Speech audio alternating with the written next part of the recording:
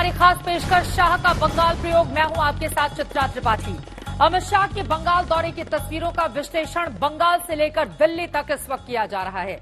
बंगाल में शाह के हर कदम के आगे और पीछे क्या है, सभी की नजरें इसी बात पर टिकी हुई हैं। अमित शाह के ट्रैक रिकॉर्ड को देखें तो चुनावी इंजीनियरिंग के वो महारथी हैं, लेकिन इस बार शाह की टक्कर बंगाल की दीदी से है। दीदी को चुनौती देने के लिए शाह बंगाल में क्या नया प्रयोग कर रहे हैं, आज उसी से जुड़ी एक एक डिटेल्स के बारे में हम आपको बताने जा रहे हैं। सीधे ग्राउंड जीरो से ये रिपोर्ट देखिए। भारतीय जनता पार्टी की सरकार बनाएंगे, यहां पर तृणमूल कांग्रेस को उखाड़ कर फेंक देंगे।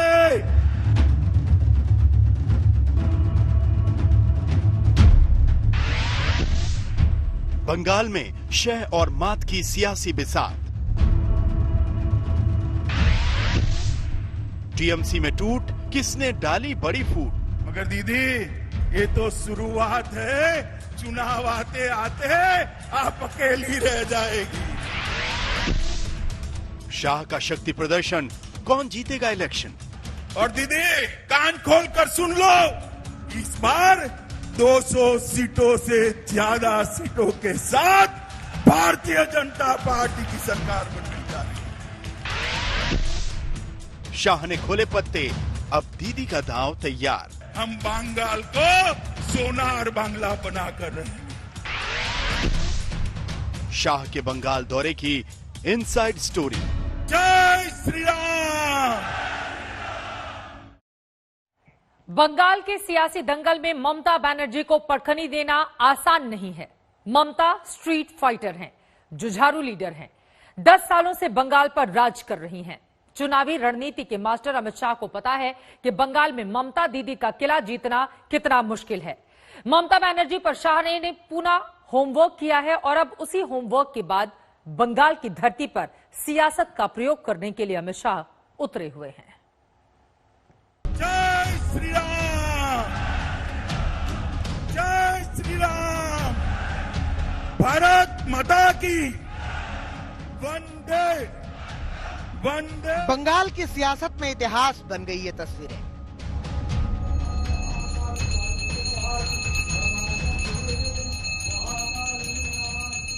इन्हीं तस्वीरों को 2021 में नए इतिहास के ट्रेलर के तौर पर देखा जा रहा है।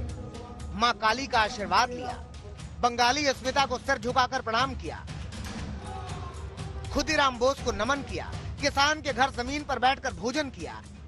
बंगाल में परिवर्तन का मुट्ठी भींचिए और कलकत्ता में ममता दीदी के कान तक और शक्ति प्रदर्शन करके चुनावी अभियान का शंखनाद कर दिया। माता की, भारत माता की। इन्हीं तस्वीरों में शाह बनाम दीदी की सियासी लड़ाई का रोड मैप देखा जा रहा है। 11 विधायक की एंट्री, एक सांसद की एंट्री, एक पूर्व सांसद की एंट्री। तो क्या बंगाल के सियासी पिक्चर का क्लाइमैक्स देश के सामने है, या फिर बंगाल की सियासी पिक्चर में अभी शाह और मात का खेल तो शुरू हुआ है? यानी आने वाले दिनों में नई नई खबरें सामने आती रहेंगी। आज भाई शिवोल शुभेंदु अन्याय के खिलाफ, बंगाल की जनता के शोषण के खिलाफ आपका साथ छोड़कर मोदी जी के साथ आ रहे हैं। आपको दल बदल लग रहा है दीदी, मगर दीदी ये तो शुरुआत है, चुनाव आते आते आप अकेली रह जाएगी। अमित शाह ने अपने पत्ते खोल दिए, वहीं दीदी साइलेंट है, लेकिन ममता दीदी ने खामोश रहते हुए बीजेपी को जवाब दे दिया। जैसे ही अमित शाह निकले, आप देख सकते हैं वहाँ पे मीडिया का जवाब रहा है, पार्टी के जो समर्थक है उनके जवाब रहा है। लेकिन आपको एक पोस्टर दिखाना चाहेंगे। जैसे ही अमित शाह निकले, अगर मेरा कैमरा पर्सन दिखा पाए, वहाँ पे ममता बनर्जी का पोस्टर आज सुबह से चिपका दिया गया है। बिल्कुल जहाँ पे अमित शाह थे, बिल्कुल उसके विपरीत तरफ वहाँ पे ममता बनर्जी का दुआरे सरकार और बंगोध्वनि यात्रा, इन 2 पोस्टर्स लगा दिए गए हैं। तो आप सोच सकते हैं कितने कॉम्पिटिटिव राजनीति यहाँ पे हो रही है। अमित शाह का मौजूदा दौरा मिशन बंगाल के लिए बहुत अहम है, क्योंकि फाइनल चुनाव से पहले बीजेपी की रणनीति का ब्लूप्रिंट तैयार है। चुनाव किन मुद्दों पर बीजेपी लड़ेगी, नैरेटिव क्या होगा, एजेंडा क्या है, अमित शाह ने गोल सेट कर दिया। दीदी कान खोल कर सुन लो, आज लाखों लोगों की हाजिरी में कहने आया हूं मैं, जब विधानसभा के चुनाव का परिणाम आए, परिणाम देख लेना, इस बार 200 सीटों से ज्यादा सीटों के साथ भारतीय जनता पार्टी की सरकार बनने जा रही है। मां, माटी और मानुष के नारे से परिवर्तन लाने वाली ममता बनर्जी को उनके ही दुर्ग में अमित शाह ने ललकारा, लेकिन बंगाल दौरे की शुरुआत रामकृष्ण मिशन से इन तस्वीरों से पूरे बंगाल को बड़ा संदेश गया। आज यहां आकर स्वामी जी के जन्म स्थान पर, उनके पुरखों के पूजा स्थान पर श्रद्धांजलि स्वामी जी को दी है और एक नई चेतना यहां से प्राप्त कर मैं जा रहा हूं। और मैं आज भी मानता हूं कि स्वामी जी के विचार उस वक्त जितने प्रासंगिक थे, आज भी उतने ही प्रासंगिक हैं। बंगाल की संस्कृति की बात की, उसके बाद शाह ने मां काली और महामाया के दर पर हाजिरी लगाई। बीते महीने शाह ने दलित के घर खाना खाया था और अब की बार एक किसान के घर भोजन किया। इस अभियान के जरिए शाह बंगाल के दलित और किसानों को साधने की कोशिश में है। बंगाल के किसान को 6,000 रुपया मोदी जी जो भेज रहे हैं, वो मिलना चाहिए या नहीं मिलना चाहिए? किसान भाइयों, जब तक आप ये तृणमूल कांग्रेस को उखाड़ कर नहीं फेंक देते, आपको ये 6,000 रुपया नहीं मिलने वाला है। मित्रों, ढेर सारी योजनाएं, अभी एक किसान के घर पर मैं भोजन कर आया, मैंने पूछा कि 6,000 रुपया मिला है? उन्होंने कहा नहीं मिला है। अमित शाह का ये दौरा बीजेपी अध्यक्ष जेपी नड्डा के बंगाल दौरे से चंद दिनों बाद हुआ है। ऐसा पहली बार हुआ है जब एक महीने में बीजेपी के 2 टॉप लीडर बंगाल पहुंचे हैं। 2021 चुनाव से पहले अमित शाह के एक्शन पर टीएमसी का बड़ा रिएक्शन आया। যারা শুভেন্দু অধিকারীকে এখনো ফলো করে আজকে জয়েন করেছেন, তারা প্রচুর লোক নিয়ে গেছে, তাও মাঠ ভর্তি হয়নি। তাহলে মেদিনীপুরের কোনো লোক ওখানে ছিল না, মেদিনীপুরের বেশি লোক ছিল না, বাইরের লোক। बंगाल की राजनीति को समझने वाले बताते हैं कि बीजेपी ने अपने पत्ते खोल दिए हैं, लेकिन ममता बनर्जी ने काउंटर अटैक का क्या प्लान बनाया है, अभी यह समझने के लिए इंतजार करना होगा। लेकिन एक बात तो क्लियर है कि अब की बार बंगाल चुनाव में सियासी वार का नजारा एकदम अलग होगा। मनोज्ञ लोईवाल के साथ पॉलमी शाह, मिदनापुर, आज तक। 2021 चुनाव से पहले बंगाल में जो तस्वीरें मिदनापुर से सामने आई हैं, उन तस्वीरों का बंगाल की सियासत में बड़ा मतलब है। मिदनापुर के मंच पर शाह के शक्ति प्रदर्शन से बीजेपी ने अपने भविष्य के पत्तों को खोल दिया है। ये तस्वीरें आपको दिखा रहे हैं। आज दिन भर किस तरह का कार्यक्रम रहा, माता रानी के आशीर्वाद से उन्होंने आज के दिन की शुरुआत की। आप देख पा रहे हैं कि किस तरह से पूजा पाठ, पूजा अर्चना करते हुए और उसके बाद अब की बार 200 पार का नारा देते हुए भारतीय जनता पार्टी 2019 में जिस तरह का प्रदर्शन उसने किया था, उसके बलबूते इस बात का दावा करते हुए कि ममता बनर्जी की सरकार को बीजेपी उखाड़ फेंकेगी। और आज तो न सिर्फ टीएमसी बल्कि इसके अलावा लेफ्ट और साथ ही कांग्रेस पार्टी के कई नेताओं ने भारतीय जनता पार्टी का दामन थाम लिया है। 2 दिनों का ये महत्वपूर्ण दौरा पश्चिम बंगाल का, 6 महीने से कम वक्त बाकी रह गए हैं। पश्चिम बंगाल के विधानसभा चुनाव में कुल 294 सीटें हैं। भारतीय जनता पार्टी को 2016 में सिर्फ 3 सीटों पर ही जीत मिली थी, लेकिन 2019 में 42 लोकसभा की सीटों में से 18 सीटें जीत के इस पार्टी ने अपनी महत्वाकांक्षा आसमान पर ले जाकर खड़ी कर दी। और इसी वजह से दावा इस बात का कि 16 में तो सिर्फ 3, लेकिन इस बार अब की बार 200 पार। और इसी वजह से एक के बाद एक बीजेपी के दिग्गज नेता लगातार पश्चिम बंगाल के दौरे पर हैं। और आज तो रैली के जरिए अमित शाह ने ममता बनर्जी पर ताबड़तोड़ हमले किए। ममता राज में कैसे तोलाबाजी बढ़ गई है। ममता ने मां, माटी, मानुष के नारे को बदल कर रख दिया। आपको बता दें कि 2011 के विधानसभा चुनावों में इस नारे को बुलंद करके ममता बनर्जी ने लेफ्ट की सरकार को उखाड़ फेंका था। लेकिन आज अमित शाह हमला करते हुए कि दरअसल जिस उम्मीद के साथ ममता बनर्जी ने वहां पर सरकार बनाई, उन उम्मीदों में से किसी को भी उन्होंने पूरा नहीं किया।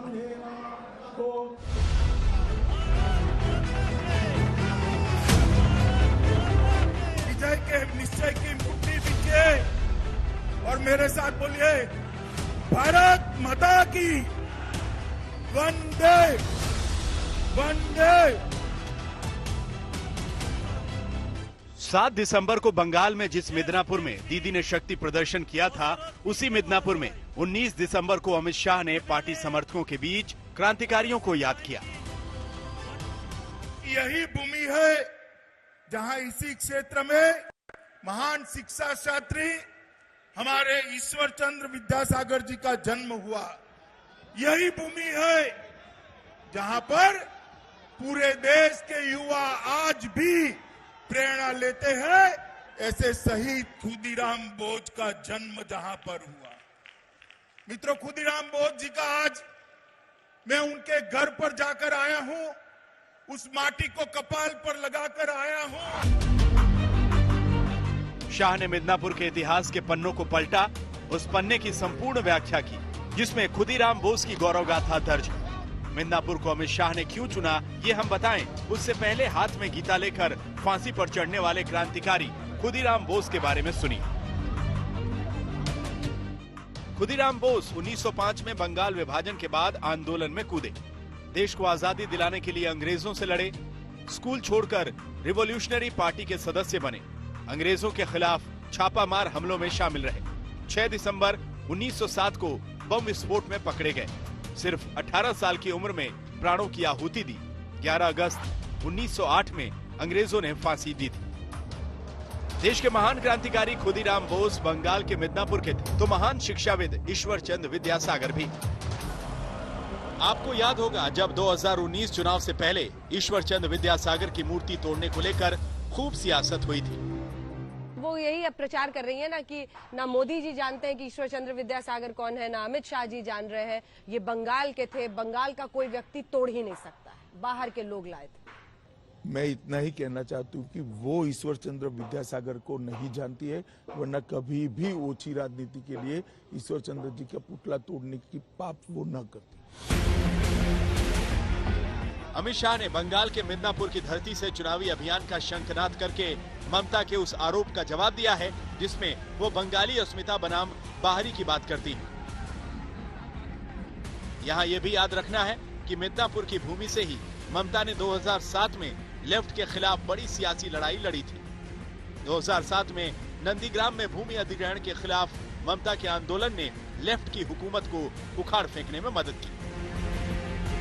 खुदीराम बोस के घर में गए परिवार के साथ, जैसे विवेकानंद जी के जो आवास स्थल, मतलब जहां उसका जन्म हुआ था कलकत्ता में, और वो भी नॉर्थ कलकत्ता में, जो नॉर्थ कलकत्ता में विद्यासागर का स्टैचू तोड़ा गया था, और वही नॉर्थ कलकत्ता है और वो साउथ कलकत्ता मिला के 9 सीट में 1 सीट भी बीजेपी को लोकसभा में नहीं मिला था, क्योंकि वो समय में भी बंगाली अस्मिता का इशू आ गया था हिंदुत्व के खिलाफ। तो आज अमित शाह जी ने थोड़ा करेक्शन किया है अपना पुराना स्ट्रेटेजी, और ये जो वर्षन है वो ज्यादा ममता के पर्सनल अटैक नहीं किए। आज उसी जमीन से शाह ने ममता की हुकूमत को उखाड़ फेंकने की अपील बंगाल की जनता से की है। दीदी, कान खोल कर सुन लो, आज लाखों लोगों की हाजिरी में कहने आया हूं मैं, जब विधानसभा के चुनाव का परिणाम आए, परिणाम देख लेना, इस बार 200 सीटों से ज्यादा सीटों के साथ भारतीय जनता पार्टी की सरकार बनने जा रही है। नारा किसी भी पार्टी का हो बुरा नहीं होता, मगर आपने क्या करा, मां माटी मानुष के नारे को तोलबाजी, तुष्टीकरण और भतीजावाद में परिवर्तित कर दिया। ये 10 करोड़ बंगाली लोगों का भविष्य आपको नहीं दिखाई पड़ता है। आपकी नजर में अपना भतीजा है, कब इसको मुख्यमंत्री बना दे, कब इसको मुख्यमंत्री बना दे। मेरे साथ दोनों हाथ उठाइए, उठाइए दोनों हाथ। बंगाल में परिवर्तन का मुट्ठी भींचिए और कलकत्ता में ममता दीदी के कान तक पहुंचे ऐसे बड़े आवाज से बोलिए, भारत माता की, भारत माता की। मिदनापुर के सियासी मायने बड़े हैं, क्योंकि बंगाल अस्मिता हो या फिर बंगाल की संस्कृति, दोनों धाराएं इसी जमीन से जुड़ी हैं जहां से शाह ने ममता के खिलाफ हुंकार भरी। खुदीराम बोस के घर में गए परिवार के साथ, जैसे विवेकानंद जी के जो आवास स्थल, मतलब जहां उसका जन्म हुआ था कलकत्ता में, और वो भी नॉर्थ कलकत्ता में, जो नॉर्थ कलकत्ता में विद्यासागर का स्टैच्यू तोड़ा गया था, और वही नॉर्थ कलकत्ता है, और वो साउथ कलकत्ता मिला के 9 सीट में 1 सीट भी बीजेपी को लोकसभा में नहीं मिला था, क्योंकि वो समय में भी बंगाली अस्मिता का इशू आ गया था हिंदुत्व के खिलाफ। तो आज अमित शाह जी ने थोड़ा करेक्शन किया है अपना पुराना स्ट्रेटेजी, और ये जो वर्षन है वो ज्यादा ममता के पर्सनल अटैक नहीं किए। मिदनापुर की मिट्टी को चूम कर ममता ने सियासत के शिखर को छुआ। अब उसी मिदनापुर से बीजेपी ने सियासी दांव खेला है, लेकिन बीजेपी की किस्मत कितनी बदलेगी ये बंगाल की जनता तय करेगी। आज तक ब्यूरो। वैसे आपको यह भी बता दें कि बंगाल को जीतने के लिए अटल और आडवाणी जी ने पूरी कोशिश की, लेकिन कामयाबी नहीं मिली। 2014 में बंगाल जीतने के लिए बीजेपी ने नई रणनीति बनाई और प्लान की पटकथा अमित शाह ने लिखी। बहुत लोगों को लगता है कि 2019 में बीजेपी का उत्थान चमत्कारी है, लेकिन अगर आप अमित शाह के बंगाल प्लान की टाइमलाइन को देखें तो क्लियर पिक्चर समझ में आ जाएगी।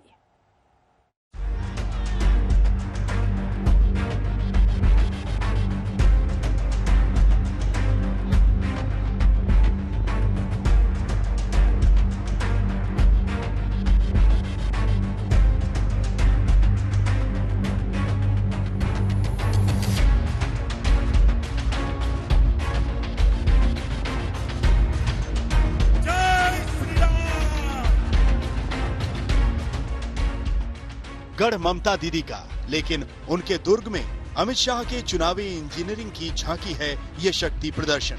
बंगाल के सियासी परिदृश्य में दीदी को बीजेपी बड़ी चुनौती देती नजर आ रही है, तो उसके पीछे दिमाग है अमित शाह का। मैं मानता हूं कि अंततोगत्वा तो सरकार की नीतियां, सरकार के काम और मोदी जी की लोकप्रियता, ये तीनों इकट्ठा होकर हमारा काम बनता है। रणनीति अमित शाह की है, सियासत की बिसात पर चली जा रही हर चाल के पीछे अमित शाह है। मेरा दायित्व है देश भर में घूमकर पार्टी को मजबूती देना है, संगठन बनाना है। बीजेपी अध्यक्ष की कुर्सी पर बैठने के बाद शाह ने जो टास्क अपने हाथों में लिया, जो शाह की टॉप प्रायोरिटी में है, वो बंगाल में बीजेपी की सरकार स्थापित करना है। ऐलान अमित शाह ने कई साल पहले कोलकाता की रैली में कर दिया था। पश्चिम बंगाल को देश की विकास की दौड़ में सबसे आगे ले जाना है तो शुरुआत कलकत्ता ने करनी पड़ेगी और पश्चिम बंगाल से तृणमूल कांग्रेस को उखाड़ कर फेंक देना पड़ेगा। बंगाल में ममता बनर्जी के खिलाफ एक विकल्प के तौर पर बीजेपी को उभारने के लिए मुद्दे गढ़े गए, वही मुद्दे जो बीजेपी की हिंदुत्व वाली प्रयोगशाला से निकले थे। बंगाल में बीजेपी का उत्थान कोई संयोग नहीं बल्कि सोचा समझा प्रयोग है। बंगाल की गरिमा को, बंगाल की संस्कृति को ममता बनर्जी ने छिन्न भिन्न कर रखा है। मैं तो समझ नहीं सकता बंगाल के अंदर दुर्गा पूजा करने के लिए किसी को हाईकोर्ट के दरवाजे खटखटाने पड़ेंगे। वसंत पंचमी के दिन सरस्वती पूजा करने के लिए हमला होगा क्या? कोई बच्चों को हमें बंगाली में पढ़ना है, उर्दू नहीं चाहते हैं, इसके लिए गोली खानी पड़ेगी क्या? किस प्रकार का बंगाल बना और किस बंगाली अस्मिता की बात करती है? चाहे मालदा के दंगे हो या फिर बशीरहाट की सांप्रदायिक हिंसा, बीजेपी ने ममता के ऊपर तुष्टीकरण के आरोप लगाते हुए सियासत की नई जमीन बंगाल में तैयार की। ममता ने मां, माटी और मानुष का नारा दिया था। तीनों चीजें फेल हो गई है। आज पूरा बंगाल घुसपैठियों के कब्जे दे दिया है। शाह ने बंगाल प्लान की स्क्रिप्ट 2014 में लिख दी थी और उसके हर अध्याय में पहले बीजेपी को विकल्प के तौर पर स्थापित करना था, फिर विकल्प से विपक्ष की भूमिका में आना था और आखिर में बंगाल में परिवर्तन लाना। अपनी इसी रणनीति के हिसाब से अमित शाह ने बंगाल में बीजेपी के विस्तार की संपूर्ण पटकथा लिखी। अमित जी, सार्वजनिक तौर पर सब स्वीकारें या न स्वीकारें, लेकिन आपका स्टाइल ऑफ मैनेजमेंट जो है उसका अध्ययन बहुत बारीक तरीके से होता है। ये माइक्रो मैनेजमेंट कैसे करते हैं? ये देखिए, एक टोली बनी है 14 के बाद जो चुनाव को ध्यान से देखती है, फील्ड पर चुनाव के 6 महीने 8 महीने पहले से काम करती है, मुद्दे निकालती है, जनता की भावनाओं को समझती है, हमारे चुनाव घोषणा पत्र को इस भावनाओं के अनुरूप ढालने का काम करती है और हम जनता की समस्या को एड्रेस करते हैं, चुनने के बाद भी एड्रेस करते हैं। बंगाल में शाह ने सधे हुए अंदाज में एक एक कदम दीदी को घेरने के लिए बढ़ाए। नंबर 1, मिशन बंगाल की कमान संभाली। नंबर 2, नॉन स्टॉप बंगाल पर काम किया। नंबर 3, विजय वर्गीय को बंगाल भेजना। नंबर 4, ममता पर निजी हमले नहीं करना। नंबर 5, तुष्टीकरण और वंशवाद का एजेंडा। नंबर 6, बंगाली अस्मिता से बीजेपी को जोड़ना। नंबर 7, बीजेपी को बूथ लेवल तक पहुंचाना। नंबर 8, दलित हिंदुओं को नागरिकता दिलाना। अमित शाह की रणनीति काम आई। 2014 के परिणाम पक्ष में नहीं आए तो हताश होने के बजाय और पसीना बहाया। 2019 में शाह की मेहनत रंग लाई। दीदी के दुर्ग में शाह ने अपनी कुशल रणनीति का दम दिखा दिया। शाह की जमीनी पकड़ इस बात से समझ सकते हैं कि 2019 के नतीजों से पहले ही परिवर्तन की भविष्यवाणी कर दी गई थी। जहां तक पश्चिम बंगाल का सवाल है, मैं आपको अभी से आंकड़ा बता देता हूँ, आप आंकड़ा पूछते थे। 2019 में हम 22 से ज्यादा सीटें जीतेंगे पश्चिम बंगाल में। मैं अभी से आपको आंकड़ा बता देता हूँ, टोटल तो नहीं बताया मगर बंगाल का बता देता हूँ, वहां स्थितियां स्पष्ट है। तो 2014 से तैयारी शुरू हो गई थी जी। शाह ने बड़े लेवल पर चुनावी अभियान शुरू किया जो 2014 के बाद से लगातार चल रहा है। बंगाल की राजनीति को लेकर शाह के कॉन्फिडेंस को समझना है तो आप आज तक को दिए एक पुराने इंटरव्यू को बहुत गौर से सुनिए। देखिए, यहाँ पर पहले कम्युनिस्ट और बाद में टीएमसी, इन्होंने हिंसा की राजनीति को बंगाल की संस्कृति पर थोपने का काम किया है। यही हमारा संघर्ष का मुद्दा है।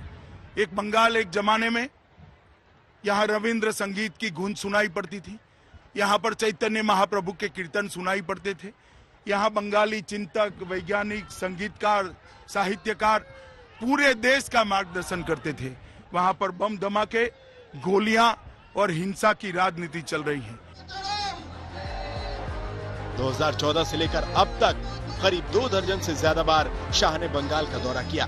बंगाल में संगठन को नए सिरे से खड़ा किया। आज बंगाल से आ रही ये तस्वीरें अमित शाह की 6 सालों की तपस्या का परिणाम है। लेकिन शाह की तपस्या का फल 2021 में कितना मिलेगा ये भविष्य तय करेगा। आज तक ब्यूरो। अमित शाह 2 दिन के पश्चिम बंगाल के दौरे पर हैं। आज मिदनापुर की रैली में शाह ममता बनर्जी पर जमकर बरसे। वहीं आज बीजेपी में 10 अलग अलग पार्टियों के बागी नेता शामिल हो गए। क्या है अमित शाह की पश्चिम बंगाल की रणनीति, उनसे खास बातचीत की है मेरी सहयोगी पॉलिमी शाह ने। मंत्री इस वक्त पश्चिम बंगाल में हैं। इलेक्शंस को अभी भी 4 या 5 महीने बाकी हैं, पर जो घमासान है यहाँ का वो शुरू हो चुका है। क्या आपको परिवर्तन का दौर नजर आ रहा है सर? बिल्कुल, यहाँ पर परिवर्तन होने जा रहा है और प्रचंड बहुमत से भारतीय जनता पार्टी जीतेगी। मैं पहले भी बंगाल आया, 1-1.5 महीने पहले, आज भी आया हूँ। सुबह से जब से मैं निकला हूँ मैंने जनता को रोड पर देखा है। आज ये मिदनीपुर के अंदर भी रास्ते में पूरा रोड शो हो, इस तरह का स्वागत मिदनीपुरी जनता ने हमारे कार्यकर्ताओं का करा। छो नृत्य करते हैं, फूल फेंकते हैं और ये स्वयंभू भीड़ है। मुझे पूरा विश्वास है कि हम यहाँ पूर्ण बहुमत से भारतीय जनता पार्टी की सरकार बनाने जा रहे हैं। बंगाल के ही विषय पर अगर आपसे बात करें तो ममता बनर्जी का कहना है कि यहाँ पर जो है भाजपा एक इनसाइडर आउटसाइडर कॉन्टेस्ट बनाने की कोशिश कर रही है। जब अमित शाह जाते हैं खुदीराम बोस के पास अपना ट्रिब्यूट देने के लिए या स्वामी विवेकानंद के पास अपना ट्रिब्यूट देने के लिए, वो एक नैरेटिव सेट करने की कोशिश कर रहे हैं कि हम भी नहीं, ये है तो आउटसाइडर्स। नहीं, अमित शाह को यहाँ चुनाव नहीं लड़ना है ना। ममता जी के खिलाफ चुनाव तो मेरा बंगाल का कार्यकर्ता लड़ेगा, बंगाल के कार्यकर्ता लड़ेंगे और भारतीय जनता पार्टी का मुख्यमंत्री भी बंगाल का इसी मिट्टी का मानुस होगा। कौन होगा सर? जो भी होगा, मगर मैं तो यहाँ प्रचार करने के लिए आया हूँ और मैं बंगाल की जनता से बातचीत नहीं कर सकता क्या? हमारी राजनीति इतनी संकीर्ण हो जाएगी? ये तो बंगाल का संस्कार नहीं है। ये रविन्द्रनाथ ठाकुर की भूमि है जो पूरे विश्व को अपना घर मानती है। इतनी संकीर्ण राजनीति कभी भी ये भाषा बंगाल में पहले नहीं बोली गई। फिर भी मैं स्पष्ट करना चाहता हूं, ममता जी आप चिंता मत करिए, आपके खिलाफ बंगाल के ही भारतीय जनता पार्टी के कार्यकर्ता लड़ेंगे, वो ही आपको हराएंगे और अगला मुख्यमंत्री भी भारतीय जनता पार्टी का बंगाल की ही मिट्टी से मिलेगा। एक भाजपा के लिए लक्ष्य क्या होगा बंगाल में? हमने तो रखा ही है 200 पार और पूर्ण बहुमत के साथ, बड़े बहुमत के साथ हम यहाँ पर सरकार बनाने जा रहे हैं। सर, ममता बनर्जी का कहना है कि जब आप डीजीपी, सीएस इनको समन करते हैं या फिर सेंट्रल डेप्यूटेशन करवा देते हैं 3 आईपीएस ऑफिसर्स का, क्योंकि वो उस वक्त मौजूद थे जब राष्ट्रीय अध्यक्ष पर उनके कॉन्वॉय पर हमला हुआ, तो आप फेडरल स्ट्रक्चर के यू गोइंग अगेंस्ट इट, आप अनकॉन्स्टिट्यूशनल बिहेव कर रहे हैं। मैं इतना ही पूछना चाहता हूं ममता दीदी को, उन पर किसी भाजपा शासित राज्य पे हमला हुआ तो वो क्या करती? लॉ एंड ऑर्डर स्टेट की जिम्मेदारी है, हमने कोई एंक्रोचमेंट नहीं किया है। भारतीय जनता पार्टी की केंद्र की सरकार संवैधानिक दायरे में ही अपना काम कर रही है। मगर कोई राज्य में ऐसा कैसे हो सकता है कि राष्ट्रीय पार्टी के अध्यक्ष और पार्टी इन पावर के अध्यक्ष जब दौरे पे हो आप उसकी सुरक्षा सुनिश्चित न करो? क्या आप इसे भय फैलाना चाहती हैं? मैं इतना ही कहना चाहता हूं, भारतीय जनता पार्टी के कार्यकर्ता डरेंगे नहीं। 300 से ज्यादा कार्यकर्ता हमारे मारे गए हैं। पर लॉ एंड ऑर्डर की सिचुएशन पर आपको क्या कहना है सर, बतौर गृह मंत्री? देखिए, मैं एक भाजपा कार्यकर्ता के नाते इतना ही पूछना चाहता हूं ममता दीदी को कि देश में कोई ऐसा राज्य नहीं है जहां 1.5 साल के अंदर 300 से ज्यादा कार्यकर्ताओं की हत्या हुई। और हर हत्या में क्या हुआ इसका एक व्हाइट पेपर वो बंगाल की जनता के सामने रखे। कितनों में अरेस्ट हुई, कितने में चालान फाइल किए गए, कितनों को सजा दिलाई गई, तो बंगाल की जनता को सारी चीजें मालूम पड़ जाएगी और परिणाम आएगा तब ममता दीदी को भी मालूम पड़ जाएगी कि बंगाल की जनता हिंसा पसंद नहीं करती। ममता दीदी, तृणमूल की तरफ से कहा जा रहा है कि ममता दीदी शायद जनवरी महीने से 600 रैलियां कर दे, पूरी तरह से सड़क पर उतर जाएगी, जो कि उनका यूएसपी रहा है इससे पहले भी। तो भाजपा इसे किस तरह से देखती है? नहीं, अच्छी बात है, हम तो स्वागत करते हैं। सभी दलों ने अपना विचार चुनाव में जनता के सामने रखना चाहिए, हम भी हमारा विचार रखेंगे। वो भी इतना है कि हमारी रैली होने दे बस। उनकी रैली तो हो जाएगी क्योंकि वो पावर में है, मगर दूसरी पार्टियों की रैलियां जब होती है तो ना परमिशन मिलती है, ना हेलीकॉप्टर उतरने की परमिशन मिलती है, ना भीड़ को आने की परमिशन मिलती है। गांव में रोक दिया जाता है, रोड पर रोक लिया जाता है। तो ममता दीदी अपनी रैली करे मगर दूसरों को भी करने दें। एक ममता दीदी और इस लोकेशन को जोड़ते हुए सवाल है सर कि आप एक किसान के घर में भोजन कर रहे थे इस वक्त। ममता दीदी जो पावर में आई 2011 में, एक किसानों की नेत्री के तौर पर आई, नंदीग्राम और शिंगूर के बलबूते पर आई, तो आप लगता है वो इमेज, वो परसेप्शन आप ब्रेक कर पाएंगे? देखिए, यहाँ पर प्रधानमंत्री आवास योजना का घर तो दिखाई पड़ता है, मगर प्रधानमंत्री ने भेजा हुआ 6,000 रुपया इनको नहीं मिलता है क्योंकि ममता दीदी रोककर बैठ गई। उनको भय है 6,000 रुपया इनको घर पहुंच गया तो मोदी जी की लोकप्रियता बढ़ जाएगी। भाई, आपके नाम से भेज दो, मगर ये किसानों को जो मोदी जी सहायता भेजते हैं वो सहायता तो उनको मिलने दो। शुभेंदु, इस नाम का अर्थ होता है शुभ चंद्रमा। तो क्या पश्चिम बंगाल में बीजेपी के लिए चुनावी चांदनी का शुभ चंद्रमा अब शुभेंदु अधिकारी बन पाएंगे? 2 दिन के बंगाल दौरे पर पहुंचे अमित शाह ने पहले दिन ही ममता बनर्जी की पार्टी के सबसे अहम खिलाड़ी शुभेंदु अधिकारी समेत 3 दलों के 77 नेताओं को बीजेपी में शामिल करा लिया। ममता के बागी शुभेंदु क्या बीजेपी की जीत की साथी और सारथी बन पाएंगे? बंगाल में परिवर्तन का मुट्ठी भींचिए और कलकत्ता में ममता दीदी के कान तक पहुंचे ऐसे बड़े आवाज से बोलिए, भारत माता की, भारत माता की। भारत माता की जय और चुनावी विजय के केंद्र बिंदु में ममता बनर्जी की पार्टी से बगावत करके आए शुभेंदु अधिकारी। समारंभ के केंद्र बिंदु भाई शुभेंदु अधिकारी जी। पहले ये तस्वीर देखिए। मंच पर जाने से पहले शुभेंदु अधिकारी और अमित शाह ने एक दूसरे का हाथ जिस तरह थामा, इसके राजनीतिक मायने हैं। अर्थ एक दूसरे का हाथ थामकर ममता बनर्जी की सरकार को हत्थे से हटाने का। और ये दूसरी तस्वीर जहां मंच पर ममता बनर्जी की सरकार में मंत्री पद की कुर्सी छोड़कर बीजेपी में आए शुभेंदु अधिकारी अमित शाह के पैर छूते हैं, कहते हैं যশস্বী প্রধানমন্ত্রী নরেন্দ্র দামোদর দাস মোদী जिंदाबाद, আমার বড় ভাই দাদা माननीय अमित शाह जी जिंदाबाद। क्या वाकई देश की सबसे बड़ी पार्टी बीजेपी के लिए पश्चिम बंगाल में ममता बनर्जी का साथ छोड़कर आए शुभेंदु इतने जरूरी हैं कि दौरे के पहले ही दिन रैली में प्रमुखता से अमित शाह शुभेंदु का ही नाम लेते हैं। आज भाई शुभेंदु अन्याय के खिलाफ, बंगाल की जनता के शोषण के खिलाफ आपका साथ छोड़कर मोदी जी के साथ आ रहे हैं। आपको दल बदल लग रहा है दीदी, मगर दीदी ये तो शुरुआत है, चुनाव आते आते आप अकेली रह जाएगी। शुभेंदु अधिकारी के भरोसे विजय की माला बीजेपी बंगाल में पहनने की चाहत रखना चाहती है, इसलिए शुभेंदु और गृह मंत्री अमित शाह दोनों एक ही जगह एक साथ निशाना लगाते हैं। तोलाबाज भाई को हटाओ, तोलाबाज भाई को हटाओ, तोलाबाज भाई को हटाओ। ये जो लोग आ रहे हैं वो माँ माटी मानुष के नारे के साथ निकले थे। नारा किसी भी पार्टी का हो बुरा नहीं होता, मगर आपने क्या करा, माँ माटी मानुष के नारे को तोलबाजी, तुष्टीकरण और भतीजावाद में परिवर्तित कर दिया। ये 10 करोड़ बंगाली लोगों का भविष्य आपको नहीं दिखाई पड़ता है। ये करोड़ों युवाओं का भविष्य आपको नहीं दिखाई पड़ता है। आपकी नजर में अपना भतीजा है, कब इसको मुख्यमंत्री बना दे, कब इसको मुख्यमंत्री बना दे।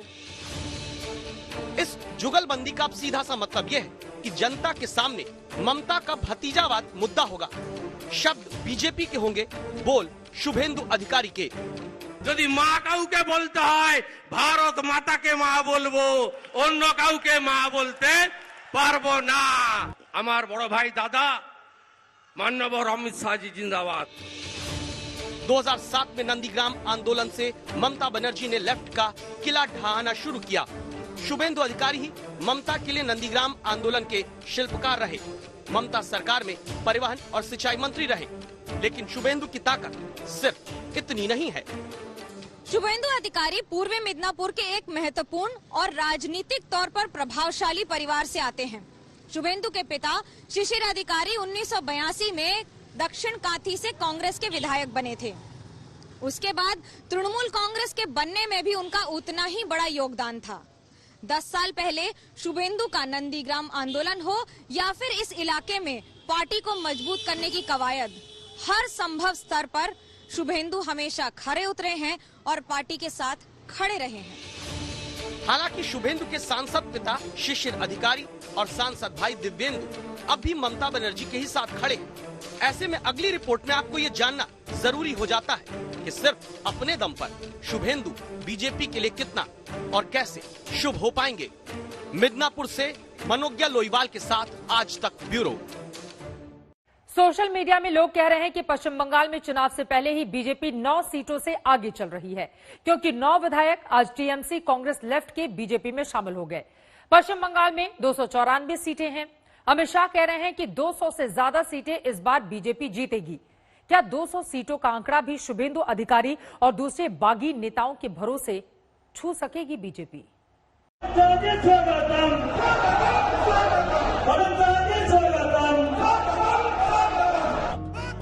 अमित शाह का मंच पर स्वागत और कैमरा घूमता है तो मिदनापुर की सभा में समर्थक दिखते हैं, लेकिन क्या शुभेंदु इन्हें वोट में बदल पाएंगे? ममता बनर्जी की पार्टी सवाल उठाती है।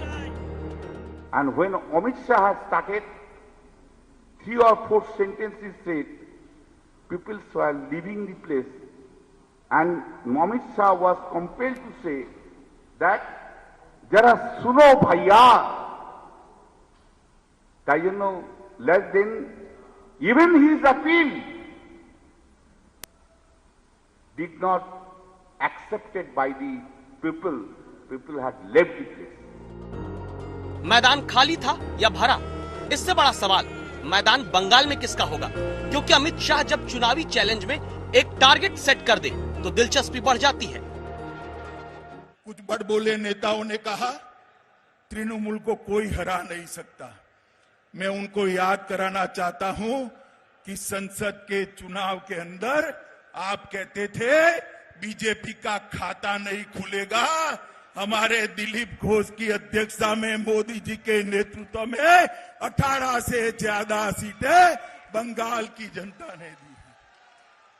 और दीदी कान खोल कर सुन लो, आज लाखों लोगों की हाजिरी में कहने आया हूं मैं, जब विधानसभा के चुनाव का परिणाम आए, परिणाम देख लेना, इस बार 200 सीटों से ज्यादा सीटों के साथ भारतीय जनता पार्टी की सरकार बनने जा रही है। 2016 विधानसभा चुनावों में बीजेपी को पश्चिम बंगाल में सिर्फ 3 सीट मिली। 2021 में वही सीटें बढ़कर 200 के पार कैसे होंगी? क्या शुभेंदु अधिकारी 200 पार पहुंचाने में एक फैक्टर होंगे? शुभेंदु अधिकारी क्यों बीजेपी के लिए जीत का इक्का साबित हो सकते हैं, इसकी कहानी और सच्चाई दरअसल वोट शेयर में छुपी है। लगातार बढ़ रहे बीजेपी के वोट बैंक और वहीं दूसरी ओर टीएमसी के घटते वोट शेयर की कहानी है ये। दरअसल 2019 में टीएमसी की बढ़त मात्र 3% थी, जबकि 2019 के पहले 2016 के विधानसभा चुनाव में तृणमूल कांग्रेस को 35% से ज्यादा वोट की बढ़त हासिल हुई थी। और इसी पर बीजेपी जानती है कि जितना संभव फायदा हो 2021 में हो सकता है। ये बात सच है कि बीजेपी बंगाल में अपनी चुनावी खाट अब सत्ता की कुर्सी पाने के लिए बिछा चुकी है। जमीन पर बड़ी और लंबी मेहनत बंगाल में संगठन के तौर पर की गई। नतीजा ये, 2014 के लोकसभा चुनाव में बीजेपी को मात्र 28 विधानसभा क्षेत्रों में बढ़त मिली थी, लेकिन 2019 लोकसभा चुनाव में बीजेपी ने बंगाल की 128 असेंबली सीट पर बढ़त हासिल की, जबकि पिछले साल लोकसभा चुनाव में टीएमसी केवल 158 विधानसभा पर ही आगे रही। तो क्या अब बस बंगाल विजय का स्वाद चखना बाकी रह गया, जिसकी थाली शुभेंदु अधिकारी के प्रभाव वाले क्षेत्र में सजी है? शुभेंदु की लोकप्रियता और चुनावी संगठन संभालने की ताकत गजब की है। ये उन्हीं की शक्ति थी कि जंगल महल और पूर्व मिदनापुर के इलाके में उन्होंने लगातार बतौर नेता अपनी पहचान बनाई है। जनता के बीच में रहकर जनता के साथ रहना और जनता की ही बात करना उनकी ताकत रही है। और यही ताकत का सीधा फायदा सन 2016 के विधानसभा चुनाव में ममता बनर्जी को मिला था, जब 49 में से 36 सीटों पे सीधा तृणमूल कांग्रेस जीती थी।